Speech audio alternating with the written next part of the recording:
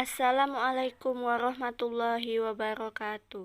Perkenalkan, nama saya Manazila Islamia NIM 2019143515 dari kelas 4M. Saya berasal dari Prodi PGSD Fakultas Keguruan dan Ilmu Pendidikan. Baiklah, di sini saya akan menjelaskan tentang memahami makna dan fungsi teknik dan keterampilan kepramukaan dengan mata kuliah kepramukaan yang dibimbing oleh dosen Bapak Hendra Wijaya. Baiklah, sebelum kita masuk ke penjelasan materinya, di sini ada bagan-bagan yang akan kita jelaskan pada pertemuan kali ini. Yang pertama, memahami makna, yang kedua, memahami fungsi teknik, dan yang ketiga, memahami keterampilan kepramukaan. Baiklah, materi pertama yaitu makna kepramukaan. Yang pertama, kepramukaan adalah nama kegiatan yang ada di dalam pramuka itu sendiri.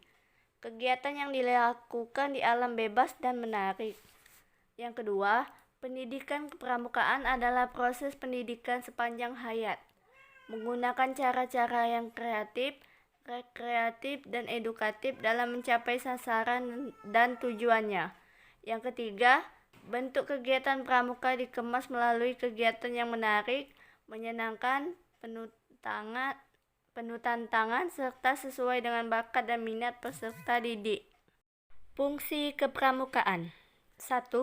Permainan yang menarik, menantang, dan mengandung unsur pendidikan. Yang kedua, pengabdian bagi anggota dewasa. Yang ketiga, alat pembinaan dan pengembangan generasi muda.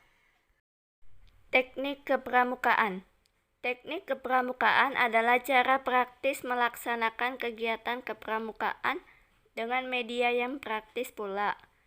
Hal ini disejajarkan dengan istilah di pembelajaran, yakni pendekatan, metode, dan teknik pembelajaran.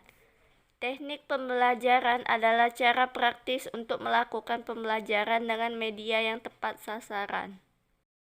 Materi teknik kepramukaan adalah materi-materi yang berupa keterampilan dasar yang menjadi bagian dari sistem pendidikan kepramukaan, meliputi simpul. Simpul sendiri juga ada berbagai macamnya. Yang pertama, simpul hidup, simpul mati, simpul anyam berganda, simpul jangkar, simpul pangkal, simpul tambat, simpul tiang, dan yang terakhir simpul nelayan kembar Inggris. Yang kedua, ada ikatan dalam tali temali. Terbagi menjadi dua, yaitu model pioneering menara pandang dan model pioneering jembatan.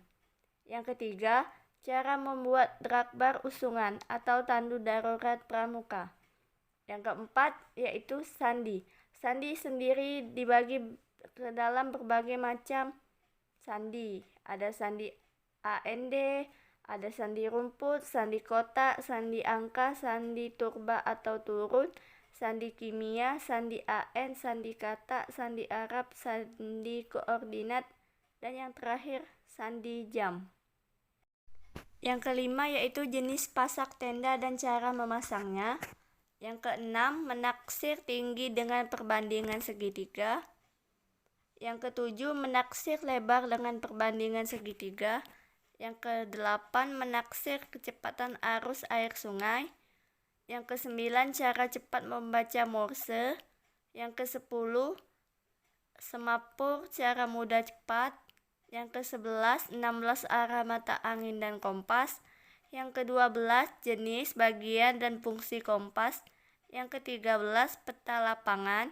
Yang ke-14, panorama atau sketsa pemandangan. Yang ke-15, peta pita. Yang ke-16, tanda medan untuk mapping dalam kepramukaan. Yang ke-17, baris berbaris, terbagi menjadi 3. Tata cara baris berbaris pramuka, PBB, cara meninggalkan barisan, dan yang terakhir tata cara menggunakan tongkat dalam baris berbaris. Yang ke-18 yaitu PPPK.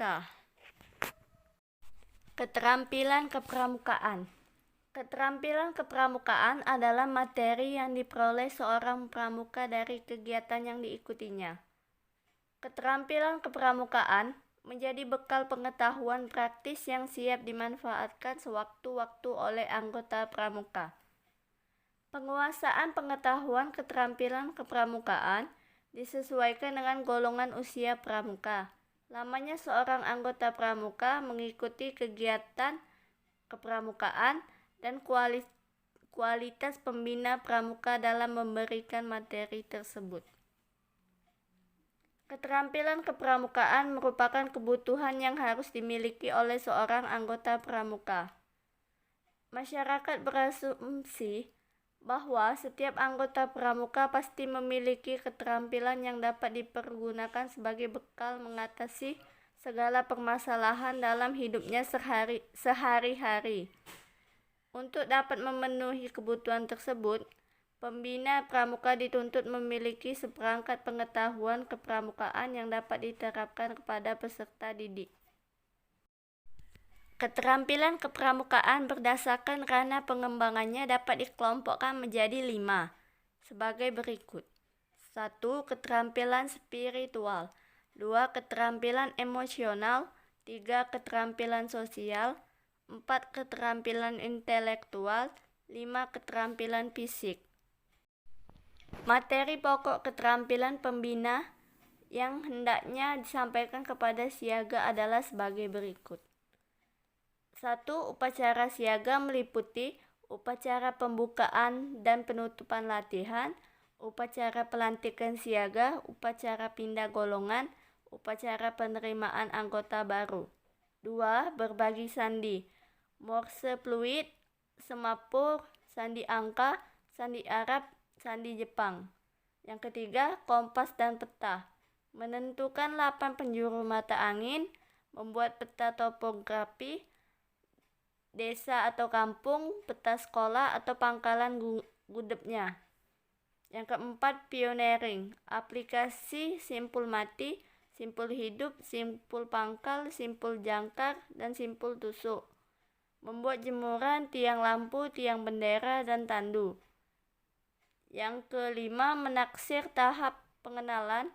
Yang keenam, berbagai permainan siaga, permainan untuk baru, permainan untuk perindukan, permainan besar. Yang selanjutnya yaitu mendirikan tenda masih dengan bantuan pembina, senam dan olahraga untuk siaga, dan yang terakhir yaitu lagu-lagu untuk siaga. Tentunya masih banyak lagi materi pokok keterampilan yang harus disampaikan oleh seorang pembina kepada penggalang. Tetapi di sini saya hanya akan menjelaskan 10 saja. Yang pertama, upacara penggalang, meliputi upacara pembukaan dan penutupan latihan, upacara pelantikan penggalang, upacara pindah golongan, upacara penerimaan anggota baru. Yang kedua, berbagai sandi lanjutan, morse bendera, morse lampu, morse yang dipadukan dengan senam, sandi rumput, semapur lanjutan, sandi ordinat, sandi AN, sandi Cina, dan lain-lain.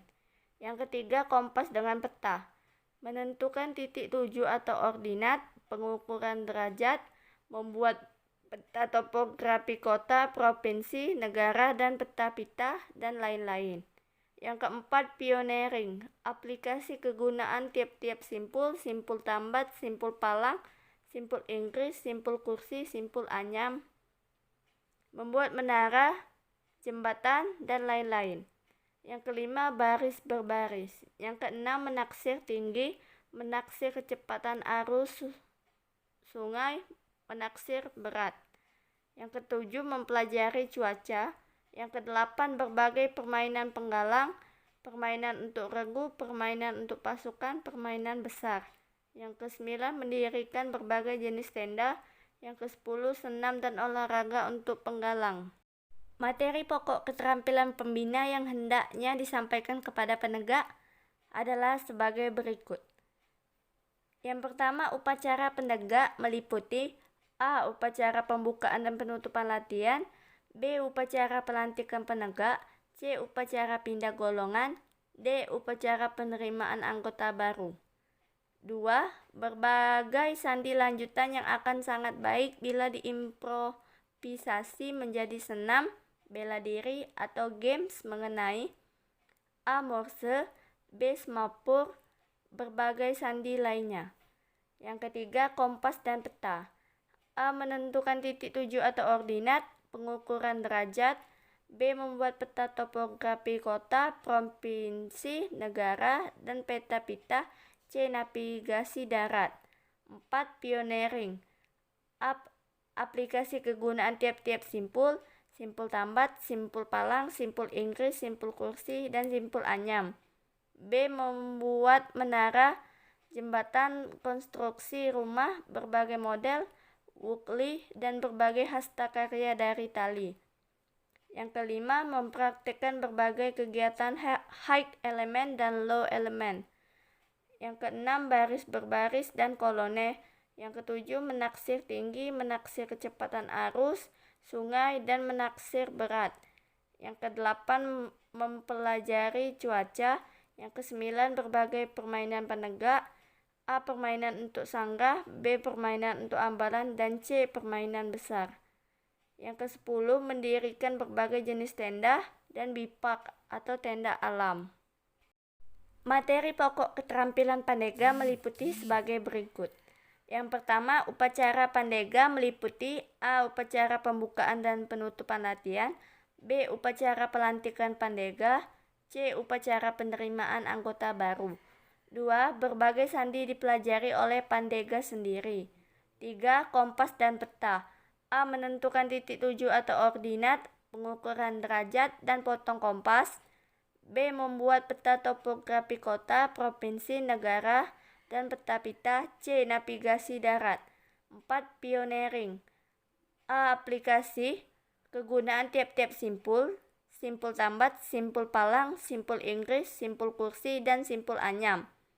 B. Membuat menara, jembatan, konstruksi rumah, berbagai model, wukli, dan berbagai hastakarya dari tali dan bahan setempat. 5. Mempraktikkan berbagai kegiatan high element dan low element. 6. Baris berbaris dan kolone. 7. Menaksir tinggi, menaksir kecepatan arus sungai, dan menaksir berat. 8. Mempelajari cuaca. 9. Berbagai permainan Pandega. Dan yang terakhir yaitu mendirikan berbagai jenis tenda dan bipak atau tenda alam. Tentunya masih banyak lagi materi-materi Pandega yang lainnya. Baiklah, itu saja yang dapat saya sampaikan. Semoga bermanfaat bagi kalian semua. Mohon maaf apabila ada salah-salah kata. Saya akhiri dengan wassalamualaikum warahmatullahi wabarakatuh. Salam Pramuka.